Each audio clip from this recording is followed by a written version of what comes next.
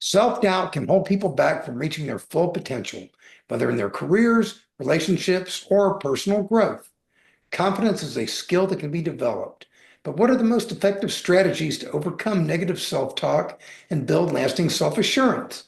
In this interview series, we're talking to mindset coaches, psychologists, authors, and other experts who can share actionable insights on overcoming self-doubt and cultivating confidence. As a part of this series, I had the pleasure of interviewing Dr. Dana Klisanin. Dr. Dana is a psychologist, futurist, and thought leader at the intersection of ecological awareness, human potential, and cultural transformation. She's the founder of ReWilding Lab, a hub for exploring how nature and the arts support whole health, regenerative leadership, and collective reawakening. Named one of Forbes's top 50 female futurists, Dana has led interdisciplinary research teams and consulted with Fortune 500 companies, NGOs, and governments. Her work has been featured in the BBC, Time, USA Today, and Goop. She's the co-designer of Storient, a framework for crafting immersive, values-aligned narratives, and the author of Wild Willpower and the sci-fi adventure series Chronicles of Gaia. Doctor, how are you doing today? I'm very well, thank you. It's a pleasure to be here with you today, Stanley. I very much appreciate it. Can you take a minute and tell people how you got started into this whole rewilding area and what it means to you and how you got into that? Okay. Well, I got interested in the environment and the natural world as a young child. I lived in locations where we had a lot of access to nature, so I spent a lot of time outside. And then as I grew up, I became interested in helping other people connect with the natural world. And for many years, I did that through media and technology, thus the Storient framework. And then as the years went on, right before COVID, I attended a workshop, Rewild Your Words, and then COVID hit, and I started doing research on the anti-fragile mindset. So people who grow stronger through difficulties.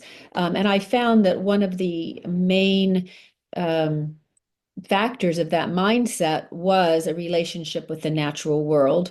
And so then I started to do more exploration, and it sort of took me full circle back to in my grad program, I had done environmental psychology as one of my studies. And so I became very interested in catching up on what research had been being done during those years when I was more focused on the media research. And so as I was doing that research, I started to think, this is where I want to be going forward with my practice and my research. And that's kind of how I came to the rewilding work now. So this is your passion. Yes, it is. It's absolutely a passion. You mentioned a term a moment ago. I'm familiar with it, but a lot of people probably aren't, which is an anti-fragile mindset, which is basically some people stress takes them out, worrying Yes. about takes them out. Other people, they feed off of stress. They eat stress. Stress is their fuel. That's the anti-fragile mindset. Can you talk about that a little bit? I think that originally the term anti-fragile was created by Nicholas Nassim Taleb, and it was not so much applied in his work to psychology. Not that it hasn't been, but not in a major way. But in psychology, we look at it sort of through the lens of post-traumatic growth as Okay. an opposite to post-traumatic stress. And I think that the thing that's interesting to know about the anti-fragile mindset is just number one, that it exists, right? That we can grow stronger. Because right now, today, for most of us out there in the world, we think of if something happens to us, let's just say a traumatic event, that the goal is to become resilient, to be resilient, to get, and resiliency means to get back to where we were before the event happened. But with the anti-fragile mindset, the idea is that, well, we can actually get stronger from it or grow from it or have some gain from it, that it's not about just getting back to where we were. And so I think it is a very significant mindset shift, because all of us do go through traumatic things, some of us more so than others. And just to know that we have that as an option opens up opportunities for us to think differently. What I have found in my experience is how you deal with these things and whether or not you come out of them stronger depends on, like you said, depends on your mindset about it, what you think about it, what you think is going to happen. I was listening to a TED talk yesterday morning when I was doing my early morning walk, and I don't remember the lady's name, but she was talking about stress. And she said there was a major study done. She said she always used to think stress kills you.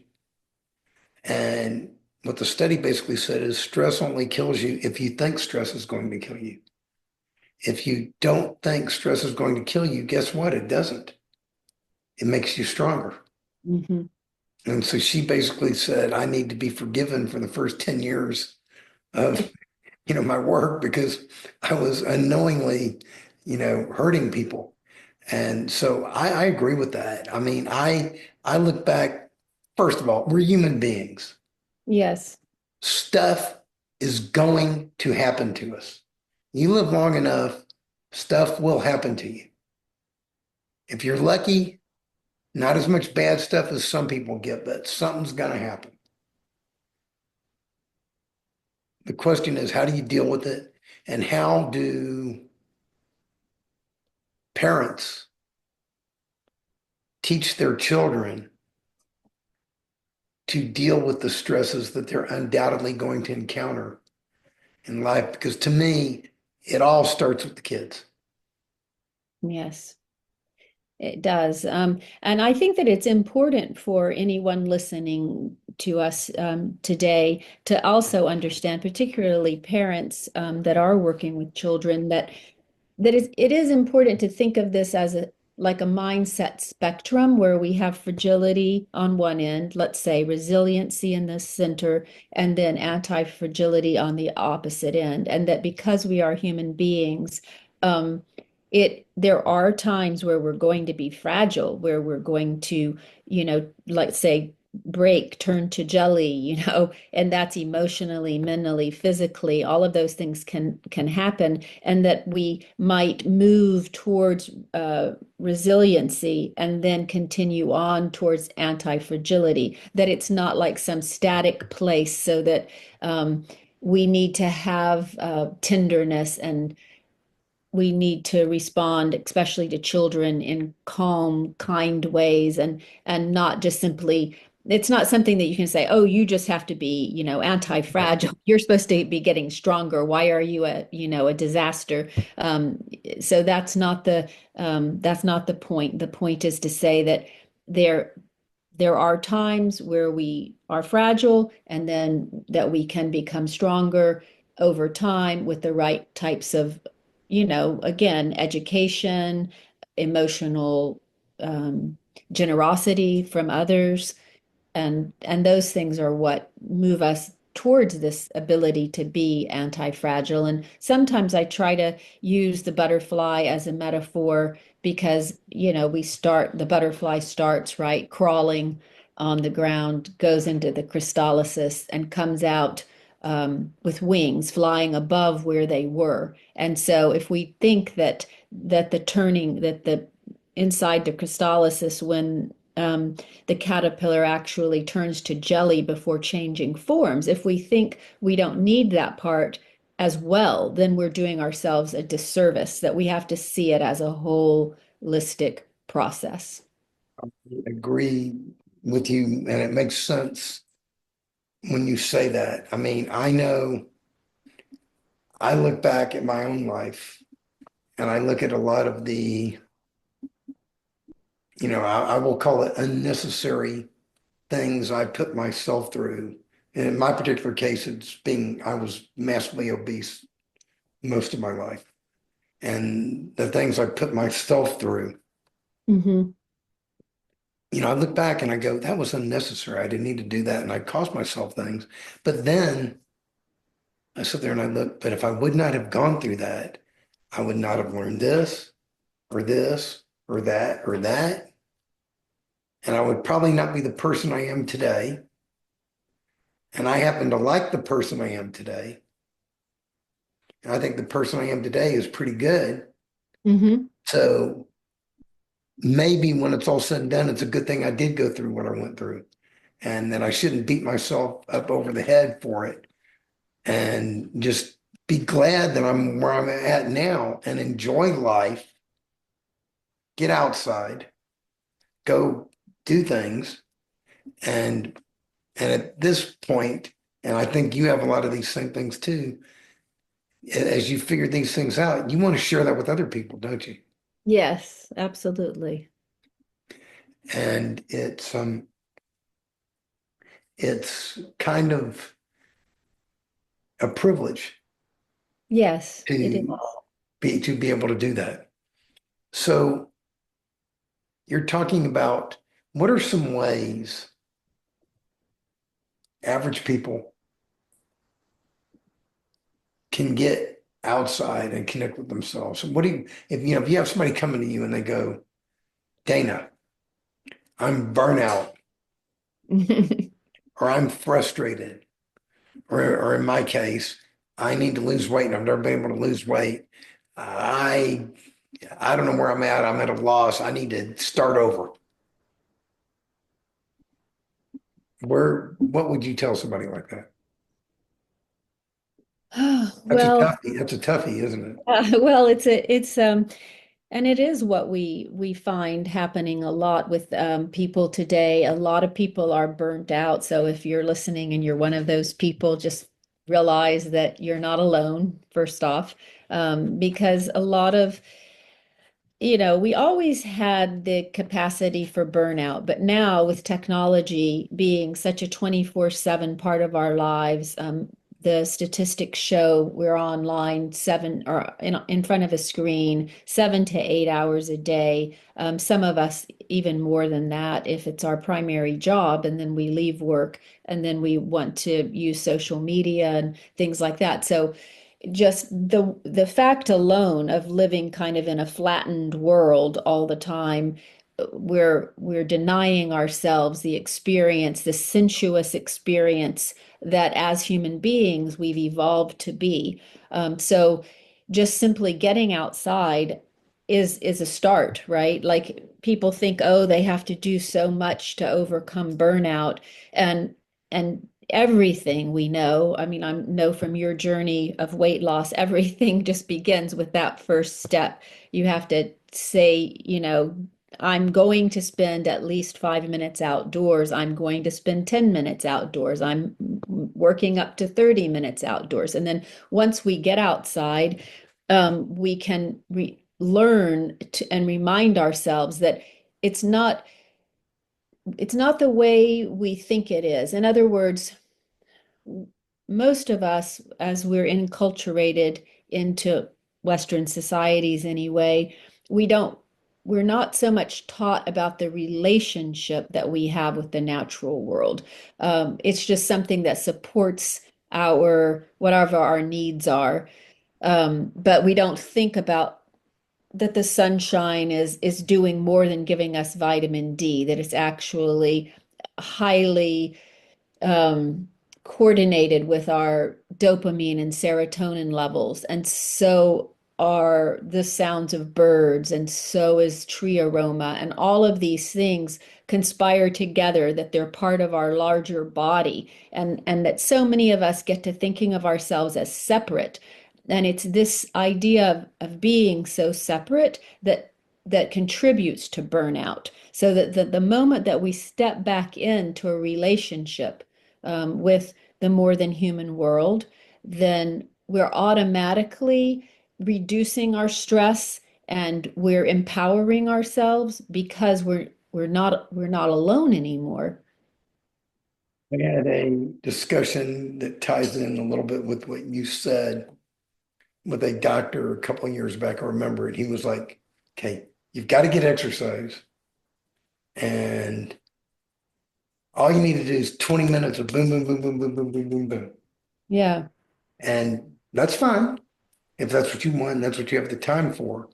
But I tried to tell him that my philosophy is the exact opposite of that. I spend, and I'm lucky, I've been able to create a lifestyle where I can do this. I spend long periods of time outside, walking, Hmm. just thinking, enjoying nature, playing with plants. I mean, I walk outside at night and near my house, there's a tarantula that has been living there for the last year. And I hadn't, during the winter, I mean, it's been hibernating. I didn't see him.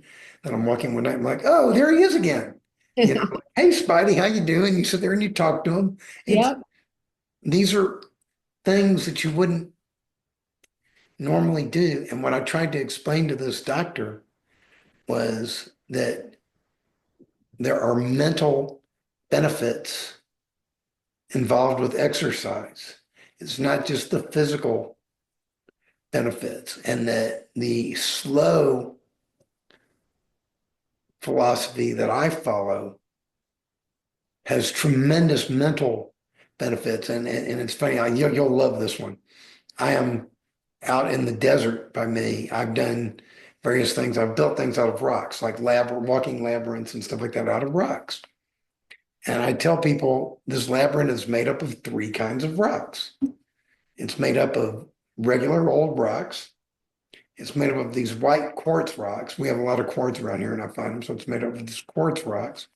And it's made up of the rocks that fall out of my head while I'm building this. And it's true. You clear your thoughts, you clear your head.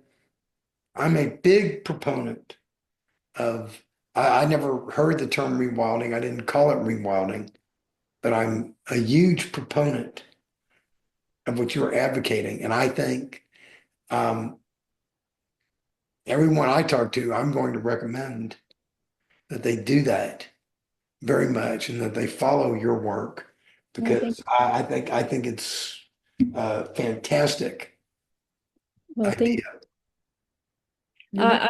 I appreciate that. I think that the thing is rewilding originally is a term that was coined to refer to ecological rewilding, so putting nature back how it Yeah, was, right? And um, the application to the psyche and to psychology is a relatively new approach. And the reason that it appealed to me is because in rewilding the ecosystem, there could be a number of things that need to be brought back into an ecosystem. Like for example, right, the wolf was returned to Yellowstone, and when the wolf was returned to Yellowstone, it created a trophic cascade of basic flourishing for the entire system.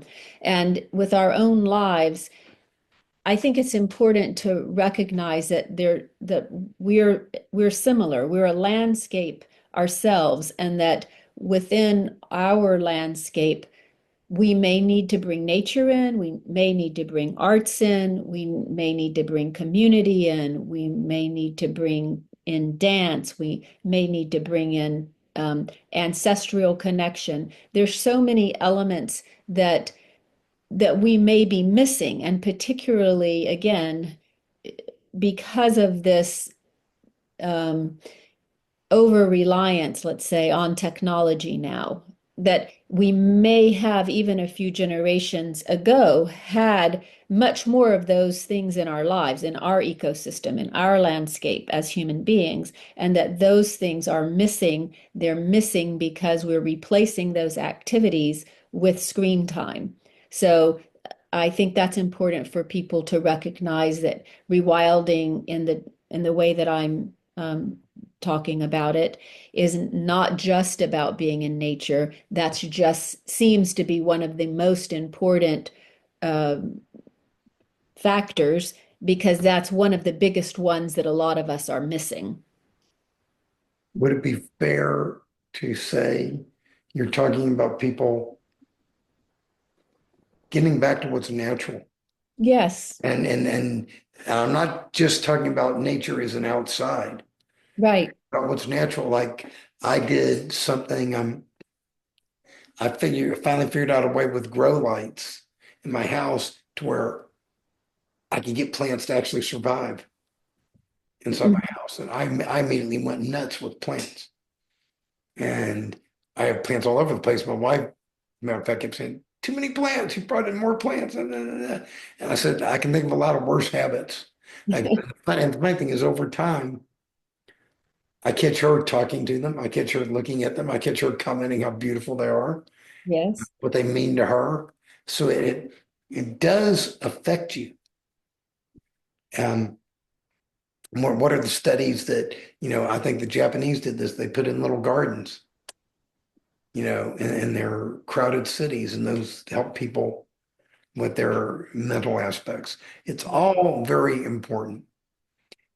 Um, you talk about, you consider yourself a futurist, correct? Yes. Okay.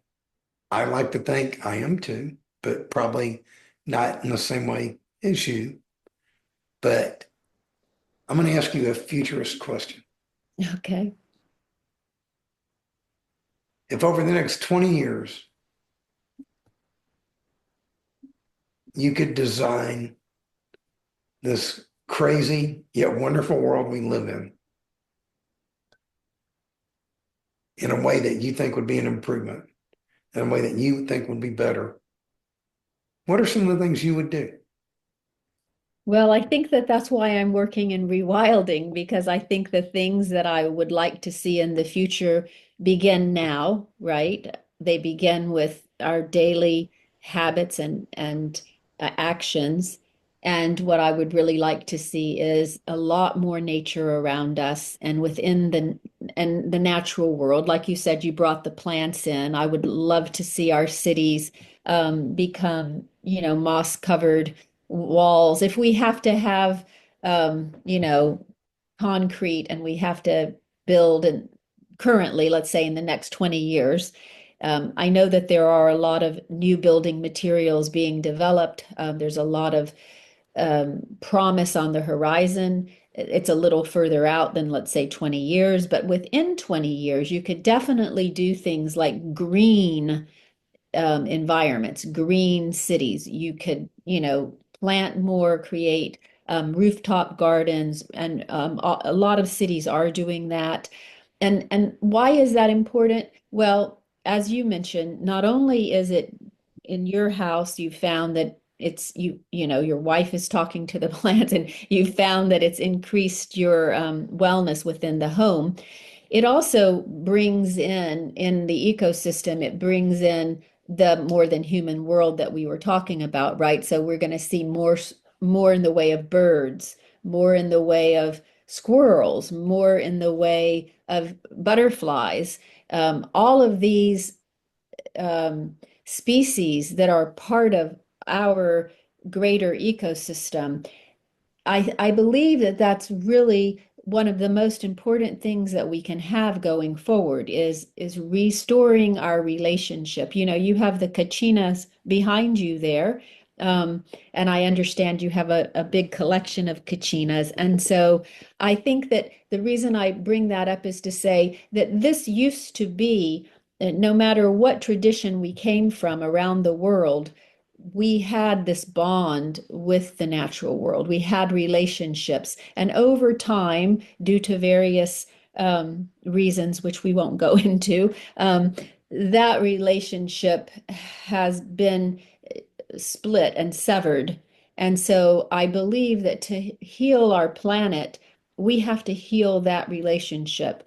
And instead of looking for someone outside to come up with some big solution, that if we heal that relationship individually and in our communities, then we will take different actions, and that our collective actions will be able to change the trajectory we're on. That, first of all, I agree with that observation that you're making.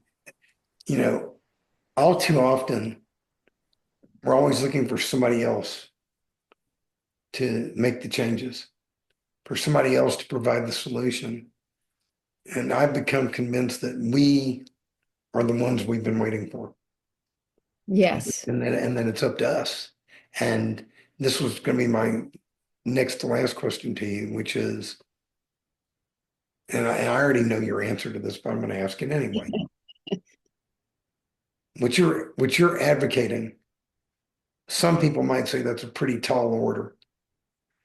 Do you believe, do you know in all your heart that it's possible? Yes, I believe it's possible. I do believe it's possible. I don't think it's easy, but I do believe it's possible. Anything good, if it was easy, it wouldn't be good most of the time.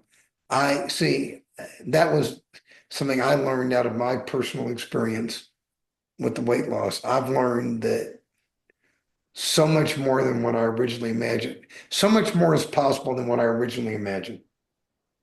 Yes. And that's why I know what you are advocating can happen and will happen. It may not happen in the next 5 years, may not happen in the next 10, may not happen in the next 20, might be 30, 40, 50. It may be after you and I are both gone, Yeah. but it will happen. I believe so. And I think that, we have 20 years ago, if someone said, well, this year in 2025, people all over the world are going to be in daily communication with ChatGPT and other AI models, we might not have believed that that was going to be possible, but in fact it is. And I do believe that going forward 20 years, if we do take these technologies and we utilize them to achieve this type of vision, a more green, sustainable, regenerative future, that we can achieve it. Yes. You brought up one point that I'm going to mention it, even though I told you I was almost done. You talk about AI. Yes. Um, First of all, I think we're missing a big opportunity with AI. Like for example, your Alexas, Yes. Echo Dots, those devices when they first came out. I think Amazon should have started a contest, which is we will keep track of how many times you say thank you to the AI when it gives you an answer, and you get rewarded for learning to appreciate the AI and gratitude and saying thank you. Hmm. And I think that was a tremendous boat that was missed. And people ask me all the time, what do I think about AI? And what I tell people is AI is our child, and it is watching us and it is learning from us. And if we are kind to it and loving to it, it will learn to be kind and loving. If we are nasty to it, abusive to it, cruel to it, have no gratitude for it, that's what it's going to learn. Yes. At some point, oh boy, are we going to pay the price for what we taught it to be. Yes. So create that future, decide ahead of time what kind of future you want, and then create that. Yes. It can happen. I do think you're a futurist, Stanley. Thank You're you. you're asking all the right questions. Um, Thank you. Um, Last thing for you. In closing, is there anything else you would like to add? I would like to add that, I mean, I'm very grateful for the opportunity to speak with you today and to learn about your own journey and the work you're doing. And I think that anyone who's listening, there's such a wealth of information out there, and the work that you're doing with weight loss and helping people have more willpower and have approaches that can work whatever stage you're at or whatever you want to achieve. I think that that's just tremendously valuable, and I believe that the natural world can be a support to that. And so, I look forwards to opportunities to collaborate as we move forward into this future.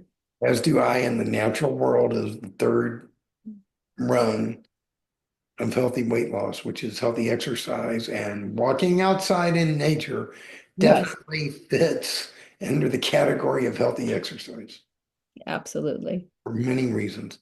Thank you very much. This has been a pleasure. Thank you. It really has. You're welcome.